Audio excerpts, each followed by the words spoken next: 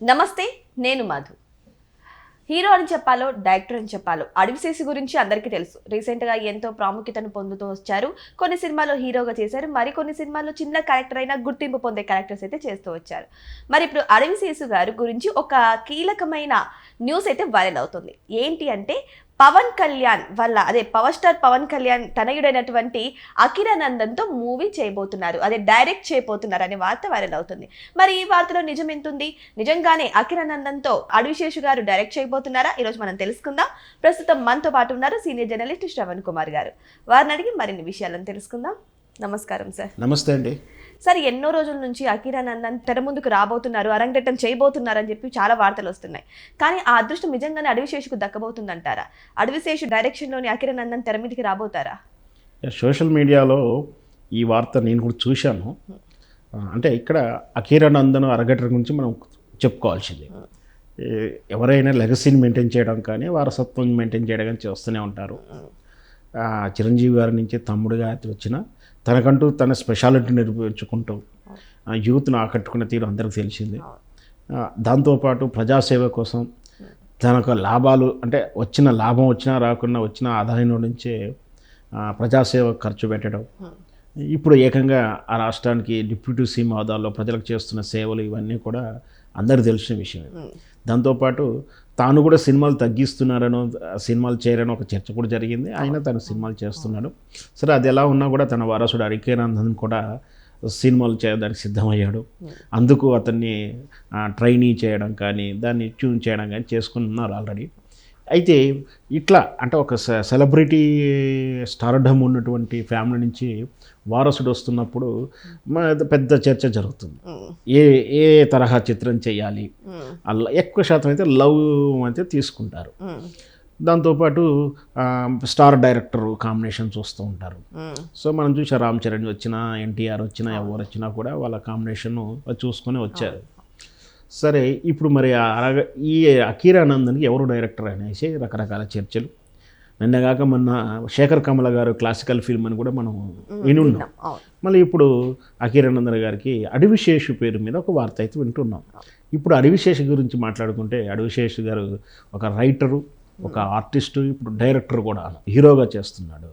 మనం hit cinema చూసాం కదా, ఎంత బాగా సూపర్ హిట్ 1 and 2 ఏ విధంగా హిట్గా నిలిచిందో. దాంతోపాటు ఇప్పుడు డకాయిట్ అని ఒక సినిమా ఆన్ షెడ్యూల్లో ఉంది. అంతకుముందు చూస్తే గూఢాచారి లాంటి మేజర్ చిత్రాలకు రైటర్గా వ్యవహరించాడు. అంటే ఇతను యాక్చువల్గా యుఎస్ నుంచి వచ్చాడు, బాగా చదువుకున్న వ్యక్తి. అడవిశేషు తనదైన ఆ గూఢాచారిలో మంచి క్యారెక్టర్ కానీ మంచి ఆ సినిమా కూడా బాగా పేరు వచ్చింది. సో మొత్తం మీద ఒక డిఫరెంట్ స్క్రీన్ ప్లే తోటి తన టాలెంట్ నమ్ముకొని యాక్టర్గా, రైటర్గా, ఇప్పుడు డైరెక్టర్ కూడా సక్సెస్ అవుతున్నటువంటి ఈ అడవిశేష్ కాంబినేషన్లో వస్తే బాగుంటుందని పరిశీలిస్తుండొచ్చు. బహుశా సహజంగా ఏంటంటే అంటే అకిరానందన్లో కానీ ఇట్లా ఎవరైనా సినిమాలు ప్రారంభిస్తున్నారని తెలిసినప్పుడు అందరూ ప్రయత్నం చేస్తుంటారు, ఆ అవకాశం నాకు ఎందుకు రాకూడదని. సో అందులో భాగంగా బహుశా ఏమైనా అడవిశేష్ కూడా ప్రయత్నం చేస్తుంటే అట్లాంటి వార్తలు బయటికి లీక్ అయి ఉండొచ్చు ఇలా. అదర్వైజ్ వీళ్ళు ఏదన్నా మంచి డైరెక్టర్ వెతుకుతున్నప్పుడు ఒకసారి పిలిచి మీ దగ్గర ఏదైనా కథ ఉంటే చెప్పండి, మంచి కాన్సెప్ట్ ఏది ఉంటే చెప్పండి, డెవలప్ చేయండి, పర్లేదు మనం చేద్దాం అని అందరికీ ఇస్తారు ఆఫర్. అట్లా ట్రయల్స్ జరుగుతూ ఉంటాయి. అంటే ఒకవేళ పవన్ కళ్యాణ్ గారు కానీ ఆ ఫ్యామిలీ నుంచి కానీ వేరే డైరెక్టర్ని కాల్ అప్ చేసి అడుగుతుండొచ్చు, లేదా వీళ్ళే ఫైళ్ళు పట్టుకొని కథలు పట్టుకొని తిరిగే వాళ్ళు కూడా ఉంటారు. ఇంకా నూతన డైరెక్టర్లు కో డైరెక్టర్గా వ్యవహరించబడి ఇన్ని రోజులు ఉండబట్టి పెద్ద హీరోతో అరగట్టం చేయాలని డైరెక్టర్గా ప్రారంభించాలనుకుంటే వాళ్ళు కూడా ఉంటారు కదా. అవన్నీ చర్చలు జరుగుతూ ఉంటాయి. చివరికి ఏదో ఒకటి ఫైనల్ అయ్యి అనౌన్స్ అయిన దాకా పలానా చిత్రం పలానా దర్శకత్వంలో మాత్రమే రాబోతున్నాడు మనం అనుకోవడానికి వీల్లేదు. ఆ టీము అంటే పవన్ కళ్యాణ్ కానీ పవన్ కళ్యాణ్ టీం కానీ అఫీషియల్గా అనౌన్స్ చేసినప్పుడు మాత్రమే పలానా డైరెక్టరు పలానా చిత్రం, అదే లవ్ లేదా డిటెక్టివ్ బేసా, ఇప్పుడు అంతా కూడా కొత్త ట్రెండ్ నడుస్తూ ఉంది.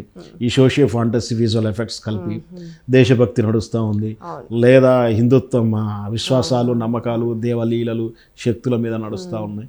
సరే, తను ఏ తరహా తీసుకొని వస్తాడో, ఏది బెటర్ అయితే, ఇంకొకటి వస్తూనే పాన్ ఇండియా రేంజ్లో వస్తాడా, పాన్ వరల్డ్ రేంజ్లో వస్తాడా అని కూడా మనం వేచి చూడాల్సి ఉంటుంది. కానీ అడవిశేషు గారు తను ఎప్పుడు చెప్పుకుంటారు, నేను పవన్ కళ్యాణ్ గారి ఫ్యాన్ని, బిగ్ ఫ్యాన్ని, మొట్టమొదటి ప్లేస్ నాకే ఉంటుంది అన్నట్టు ఒకసారి చెప్పారు.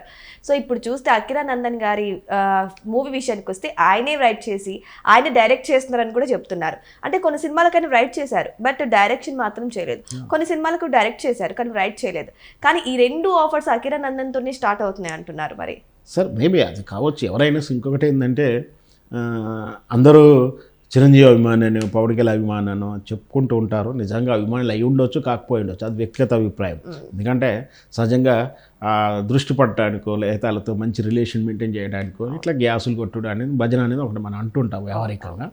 సరే నిజంగా వాళ్ళు ఫ్యానే ఉండదు, తప్పేం లేదు. సో ఎవరి ఫ్యాన్ అయినా సరే ఆయనకు టాలెంట్ ఉండి సబ్జెక్ట్ ఉంటేనే సినిమా ఆఫర్ ఇస్తారు. మీరు అన్నట్టు కథ, స్క్రీన్ ప్లే, దర్శకత్వం అన్నీ కూడా ఒకే రేంజ్లో ఈయననేమన్నా నచ్చితే చేస్తే ఆఫర్ ఇస్తుండొచ్చు, మనం ఏం చేయలేము. అకిరా నందన్ని మనం చూసాం కదా సార్, హైట్ వెయిట్ కానీ సేమ్ తండ్రి పోలికలతో చాలా చక్కగా దిగిపోయి ఉంటారు. మరి అకిరా నందన్ గారికి ఎటువంటి ఫిలిమ్స్ అయితే, అంటే ఎటువంటి స్టోరీ ఉన్న ఫిలిమ్స్ అయితే సెట్ అయితే ఆయన హాలీవుడ్ రేంజ్ మన ప్రభాస్ మాదిరిగానే 6 అడుగుల ఎత్తు ఆ రేంజ్లో ఉన్నాడు. అట్లా అంటే మన సౌత్ ఇండియా మనకు జనరల్గా అలా ఉన్న నడుస్తుంది.